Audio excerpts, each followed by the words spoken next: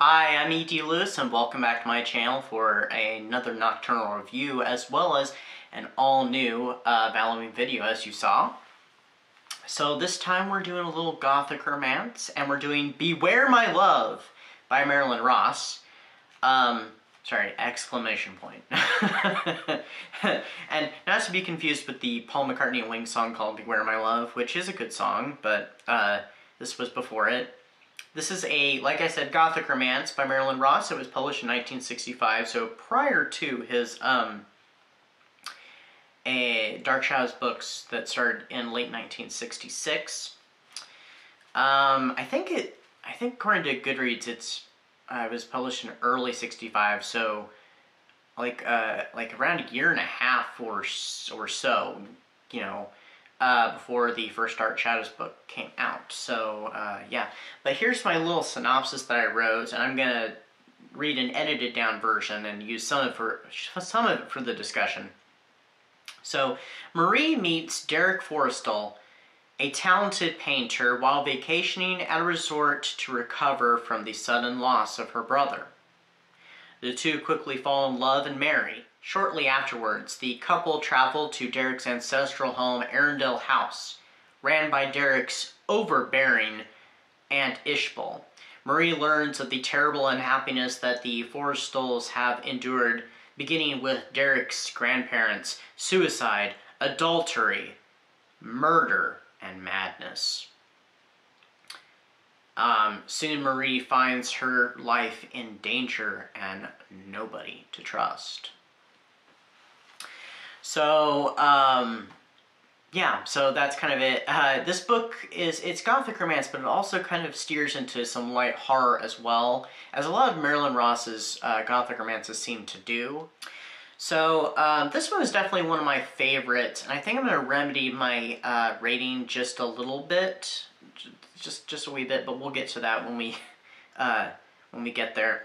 So, like I said, Marie has, she's gotten married to this handsome guy, and they've gone to his family home, and she meets, his only family, his aunt, because his parents are out of the picture, and she soon learns that her husband's father had been a talent. He had also had a art talent of his own, but it wasn't painting. It was music. He was a talented musician, but he never had any of his work published. So Derek's, I can't remember if it is Derek or if it's Marie who comes up with the idea of trying to get it published, but there's this idea of publishing his father's work. And then Marie starts being stalked around the mansion, and there's reports of girls being attacked near the estate. And Marie begins to, she fears for her life, and she can't even trust her husband. She's even fearful of him. And the only person she can somewhat trust, though she has some anxieties, because maybe this person has some romantic draw to Derek, is Aunt Ishbel's nurse, Rachel Haney. But, she may be, romantically drawn to her husband, so she may not be able to trust her either. This one, it definitely ends with a twist, like a lot of the Gothic romances do, with a twist ending. I wish I could say that I did see this one coming. I did not, and I think that helped with my wow factor. But yeah, it in a way kind of had a bit of a crazy ending. I listened to this on Audible. I got it some years ago. I want to say like 3 or 4 years ago. And I listened to it 3 or 4 times, I think, total. I haven't listened to it since, I think, not last year, but the year before.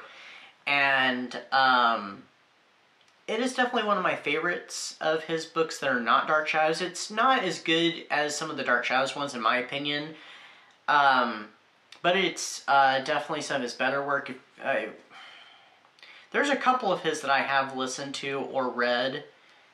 that are not necessarily my favorites, you can check out my review of the Aquarius Curse, which I'll have linked down below. That's one that I was not crazy about. It did get better as it went, but not one I'm crazy about. And there's another one that I haven't reviewed yet that I'm not overly crazy about, but anyway.